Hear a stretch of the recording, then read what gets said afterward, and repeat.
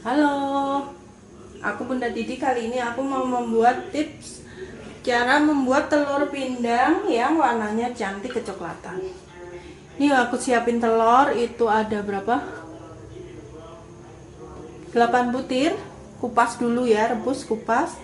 Lalu aku masukin ini 50 gram kulit bawang. Kulit bawang merah yang bagian luar ya. Jadi kupas sekali, lalu bagian dalamnya itu masih ada kulitnya kan. Nah, ini yang dipakai, ini bisa mewarnai pindang dengan cantik.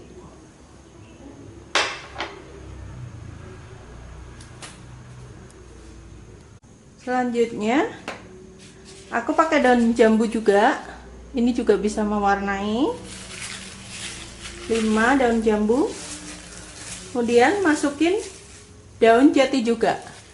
Jadi ini semua dari daun-daun alami gitu. Terus aku masukin garam 1 sendok teh. Tadi airnya sekitar 1500 ml sampai terendam ya.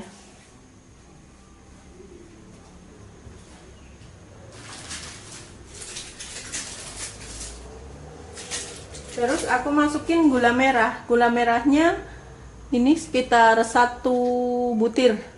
Itu sekitar 30 sampai 40 gram.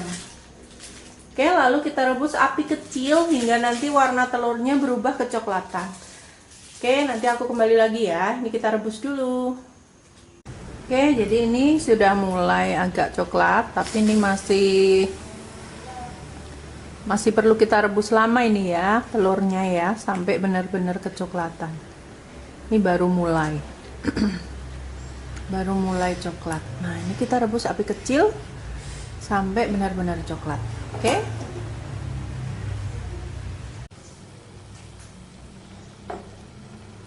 Oke, ini dia telur pindangnya sudah matang. Jadi sampai airnya habis seperti itu ya teman-teman, nanti warnanya akan cantik kecoklatan.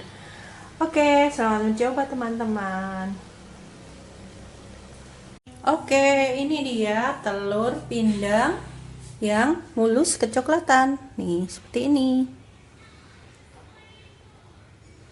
Nah, ini warna coklatnya didapat dari daun jati, daun jambu, dan kulit bawang merah. Nih. Warna coklatnya didapat dari tadi daun jati, daun jambu, dan kulit bawang merah bagian dalam. Oke, selamat mencoba teman-teman.